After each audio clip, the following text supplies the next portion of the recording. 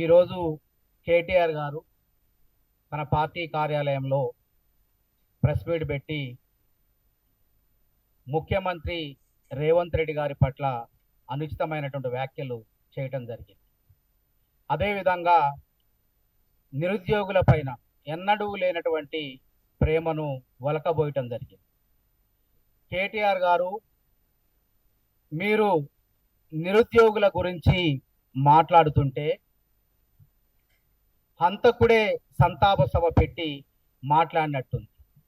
దెయ్యాలు వేదాలు వల్లించినట్లుంది, భూతాలు భగవద్గీత ప్రవచనాలు చెప్పినట్లుంది, సైతాను బైబిల్ బోధనలు చేసినట్లు.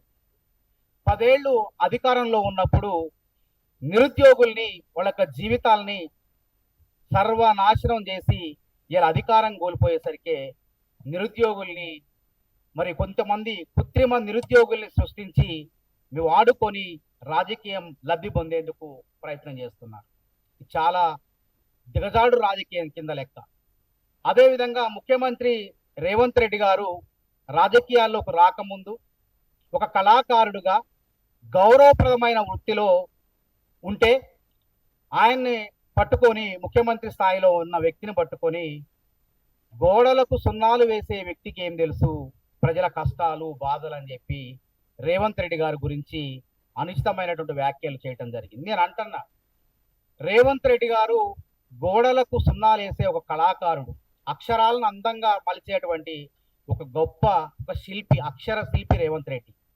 ఆయన గోడలకు సున్నాలు మాత్రమే వేసిండు, కానీ పాలించమని మీకు 10 ఏళ్ళు అధికారం ఇస్తే మరి నువ్వు మీ నాయన కేసీఆర్ గోడలకు కన్నాలేసి కోట్లు కొల్లగొట్టింది నిజం కాదా?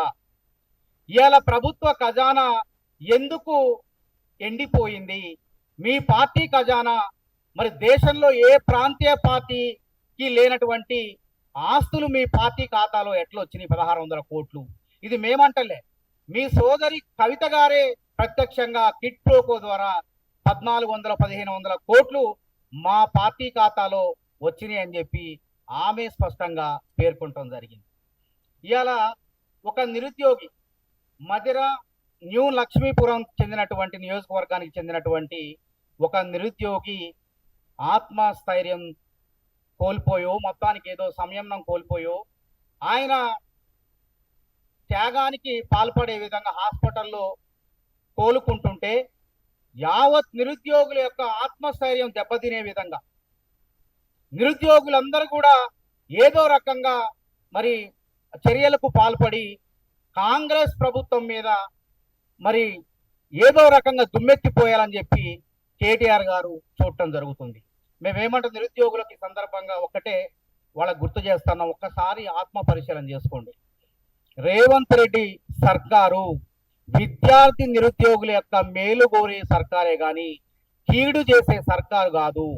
ఏ ముఖ్యమంత్రి అయినా అధికారంలోకి వచ్చిన వెంటనే పెద్ద పెద్ద వ్యాపారస్తులతో లేకుంటే రియల్ ఎస్టేటు బిల్డర్లతో భేటీ అవుతారు.